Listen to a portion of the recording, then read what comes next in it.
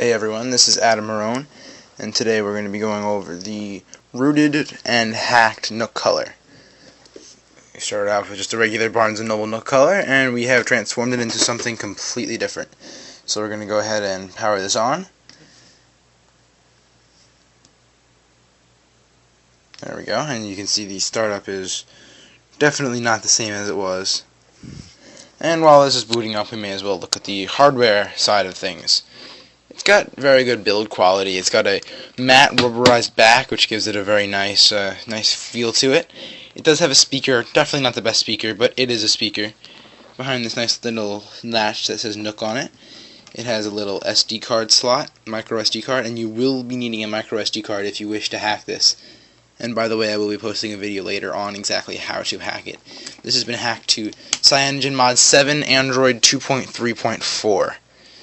And it's got a micro USB port thing on the bottom. It's not exactly a micro USB. It will use micro USB. However, it comes with its own cable, which is slightly different, yet charges it much faster. And this is my boot up. This is my home screen, and it's got in there 3.5mm headphone jack. It's got 512 megabytes of RAM, along with a 7-inch 1024 by 600 resolution LCD to screen. And it's been overclocked to 1.2 gigahertz, which is quite impressive. Get that lamp out of there. Alright, so let's crank the brightness down so you can actually see it. Alright, so as you can see, it's definitely not running the Barnes & Noble Nook software. It has everything, including the widgets, which has this very nice options bar whenever you click on anything. Instead of just letting you move it around, you could just press and hold on something and it'll give you options along with letting you move at your will and whatnot. So yes, it doesn't have a sliding bar like most of the Androids do, you know, the lock screen. It does have that cool turning off feature. Power button is on the side, by the way, and rockers are on the other side. Yes, the Cyanogen mod does allow you to actually turn it sideways, whereas Android 2.3 does not. Third-party applications are allowed, like for instance here we have the market. I have no Wi-Fi right now. Let's turn that on. I've got my power dock, just hit Wi-Fi.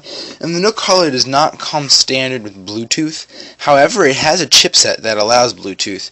So what this actually does is, because Bluetooth is built into Android, then it will actually allow you to use Bluetooth, which is interesting because it adds entire functionality to it. And let's see if this is going to actually connect. Looks like it's going to. Wait for it.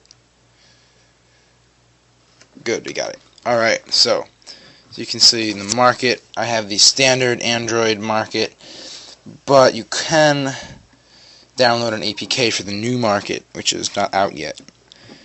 And it's got everything. It's got Gmail. You can download Kindle off the Android market if you don't feel like using the Barnes & Noble, which is always very useful. I prefer Kindle. And then it's got full YouTube app and all that. It's got everything you could ever want.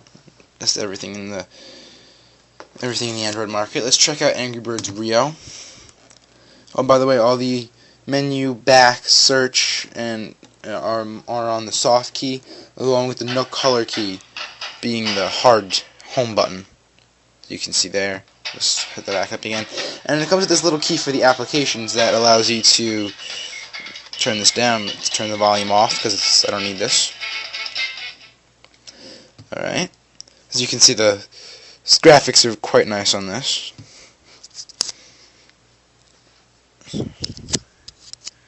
Just to give you a bit of a speed test there. Pretty fast. There's definitely no lag there. And there's certainly no lag in between screens. Very smooth. I guess let's pop up the browser and look at that. Standard Android browser, but since there's the market, you could download anything, including Dolphin browser or Opera, whatever makes you happy.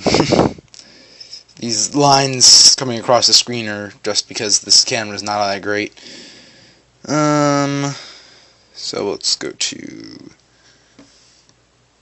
go, a nook color.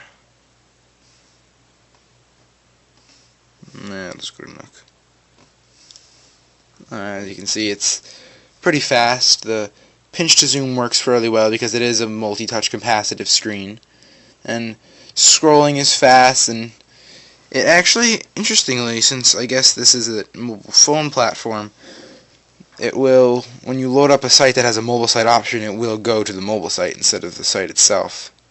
Like this is CNN mobile site, which is interesting. So pinch to zoom won't work on this. So browser speed is very good.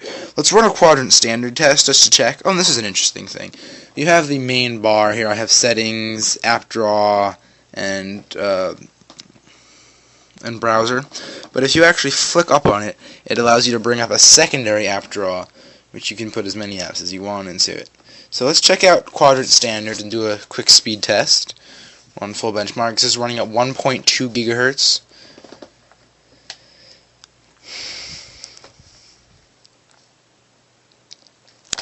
Pretty fast. Get rid of this.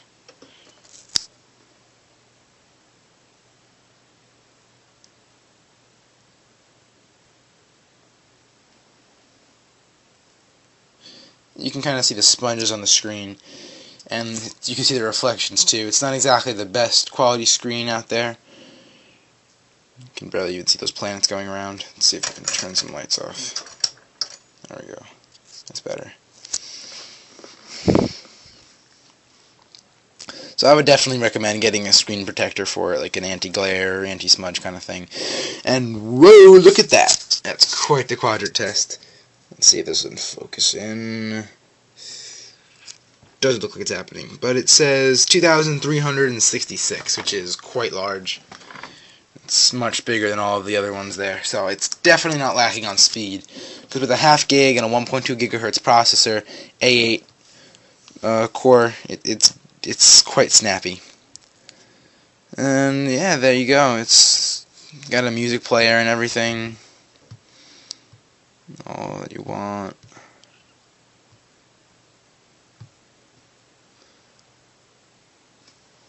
The speaker's not awful, it's just not that great. But yeah, it comes with 8 gigabytes already in it. However, after the hacking and after all the Barnes & Noble software on it, it only has about maybe 4 or 5, so I got a 8 gigabyte SanDisk card. And if you want to get a card, the best card to get is 8 gigabyte SanDisk Class 4. Like, if you're a tech geek, you know what that means. If not, it doesn't make all that much of a difference. And the great thing is that since the Nook is kind of a big thing, there's accessories galore. Like, I got this case for like 2 cents. I mean, I'll put the link in the description if you want. It was like $5 on eBay. It's like crazy on digital thing. And, you know, there's cases and stands and like it's everything you could want for it. It's almost kind of like in the iPad range where like everyone wants to make an accessory for it. Like this case has a stand and whatnot, and you know, but quite a nice device though. As you can, let's go here. Let's actually look. The sideways keyboard is not exactly the biggest, but it is kind of large, and of course, if you don't like the standard keyboard, because this is an Android device and it has the Android market, you can choose whichever keyboard makes you happy. Like, this is a bit bigger of a keyboard, and so, you know, that's always a good thing. And we are running out of time, so this has been the review of the Nook Color Hack to Cyanogen Mod 7, Android 2.3.4. And the links to the device itself, which I got refurbished for $190, and the case and the micro SD card will all be in the description. And soon I'll post a video about how exactly to go about rooting and hacking this. And there's also a 3.0, which I might do later and do a review on that. So goodbye for now.